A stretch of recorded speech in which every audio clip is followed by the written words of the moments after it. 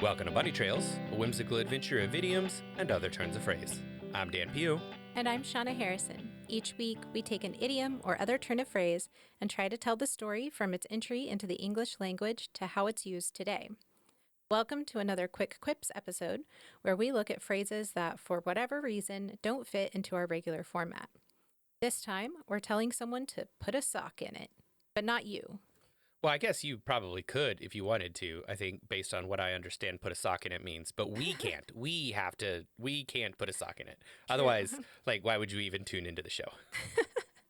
Well, according to Merriam-Webster Dictionary, put a sock in it means, quote, to stop talking, be quiet, end quote.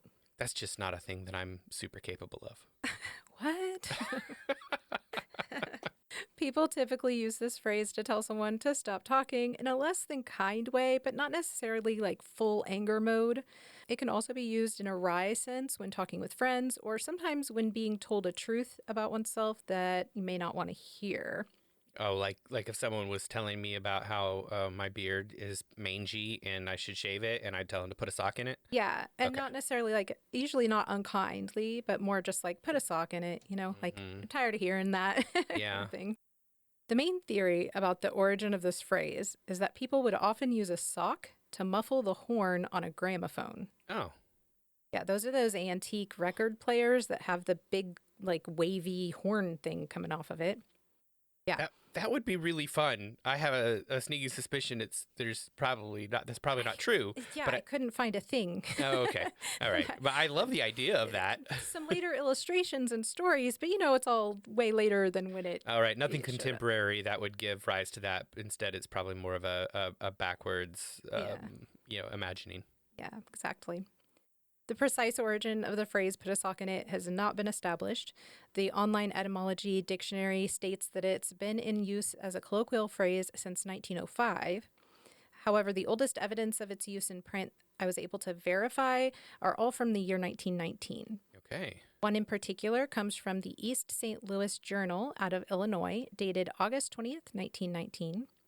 The piece is a short extra that has some fun with idiomatic and colloquial expressions. Here's an excerpt.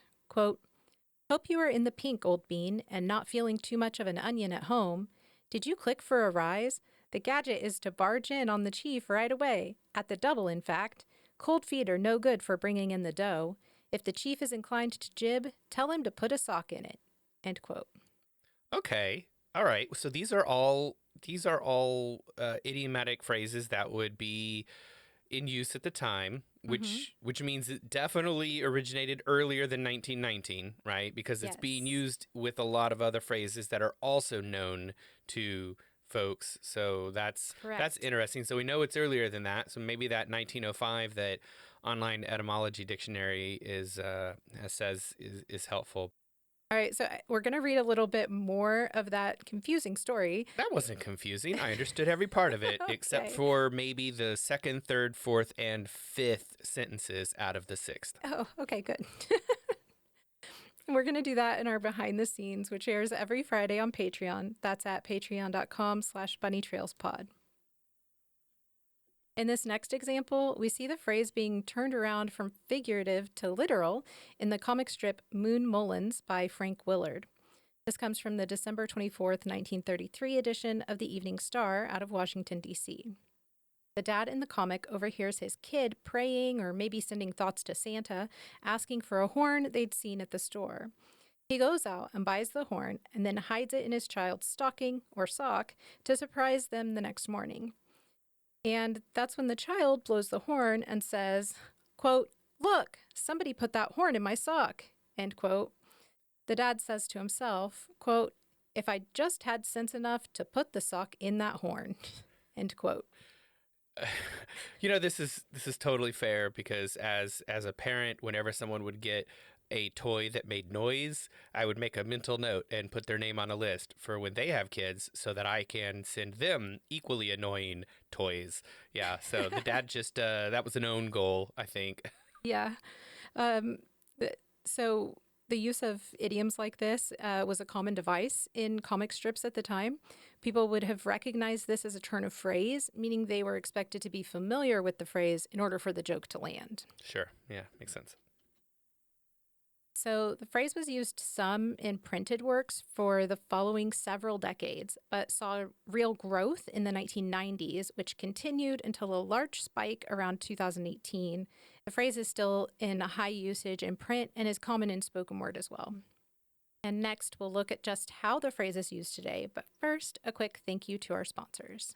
This episode is brought to you by our amazing patrons on Patreon. It's 100% free to join the Bunny Trails community, so give our weekly discussions and poll questions a try. If you love our content and want more, we have some paid tiers too, including early access to the week's episode, a weekly behind-the-scenes video, and original digital artwork once a month made by me. You can also get awesome name recognition like Pat Rowe and JGP do every episode.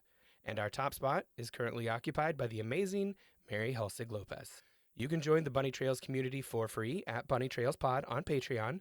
That's patreon.com/Bunny Trails Pod. This phrase was all over pop culture in the 90s and early 2000s. Last Action Hero is a 1993 action comedy directed by John McTiernan and starring Arnold Schwarzenegger. The film plays with the idea of reality and fiction, with Schwarzenegger appearing both as his action hero character Jack Slater and as himself. At one point, the character Jack Slater says to Arnold, quote, "Put a sock in it. I don't care who does what to your Hershey Highway. And stop shouting. I'm not deaf.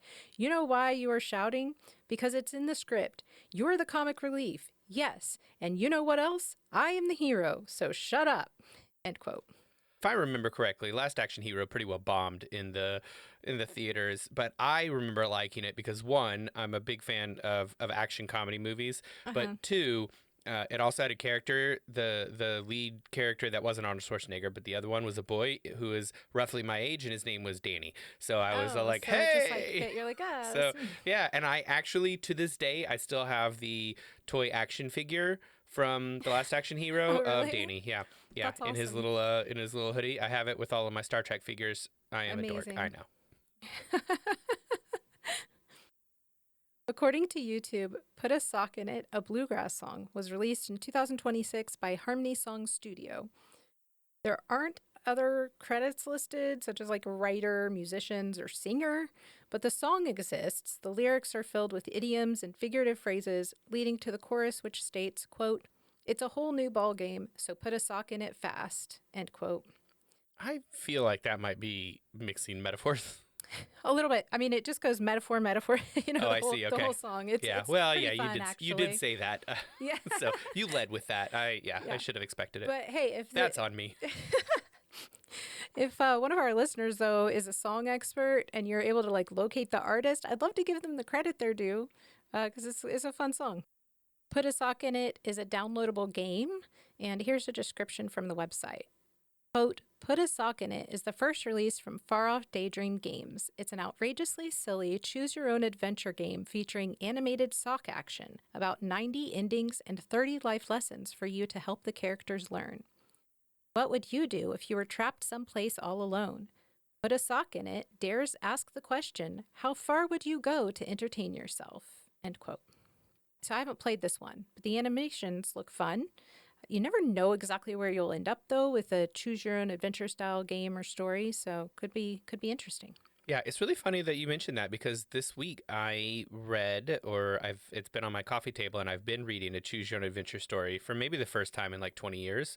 It's called The Stowaway, and it's by Griffin McElroy, and it just came out. So I find it really fun. It's this kid who is, or a young man, he's a stowaway on a spaceship, and then he wakes up and the crew is all unconscious. It just seems to be running off course, and he has to figure out what's going on and how things are working. And I did end up with a happy ending on my first read through, and then I've been making more questionable decisions as I go through to see how things would turn out. Some of them have turned out really well. I die in a lot of them, though. Yeah, fair. But that's the fun of Choose Your Own Adventure stories. I think it's a really fun Choose Your Own Adventure story, and I've really been nostalgic for the childhood Choose Your Own Adventure stories and books that I read growing up. So again, The Stowaway by Griffin McElroy. I thought it was a really good book. Okay.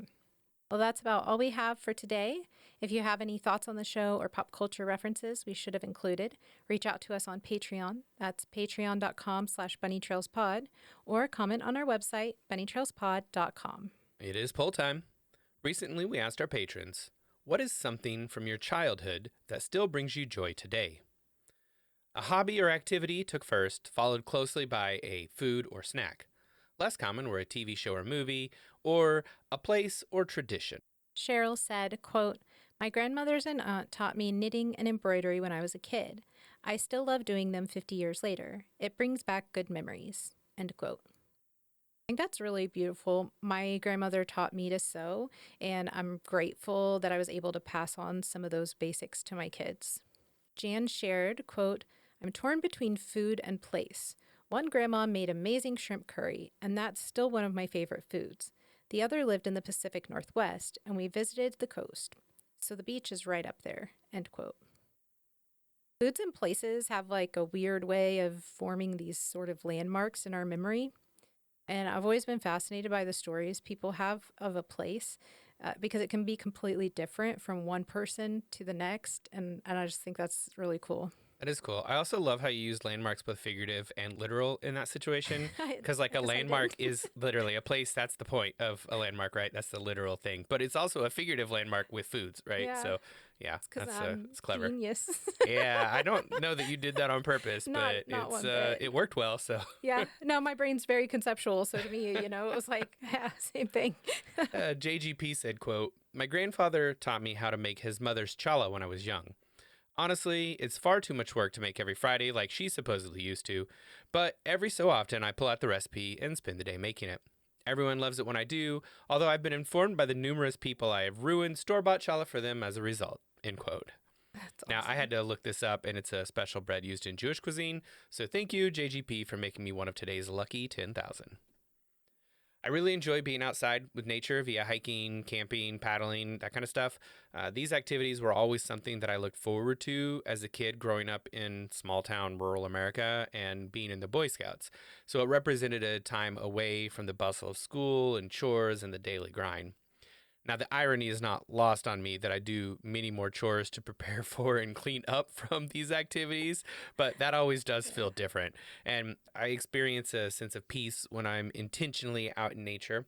And I suppose now, suddenly, I have to include Choose Your Own Adventures as something too that I was like, hey, I did it as a kid, and I've just rediscovered those as an adult. And I'm like, I kind of want more of them. So I obviously they're still making them. So I'm gonna have to take a look at this and think, hey, how do I get a hold of a few more Choose Your Own Adventure books, or maybe some of these Choose Your Own Adventure video games? Although I do feel like every video game is kind of a Choose Your Own Adventure, but a little bit. a little bit, like not a lot of it story, though, where you're kind of like, yeah. Well, as a reminder, our silly polls mean absolutely nothing and are not scientifically valid. And patrons of all levels, including our free tiers, can take part. Head over to patreon.com/bunnytrailspod to take this week's poll. Thanks for joining us. We'll talk to you again next week. Until then, remember, words belong to their users.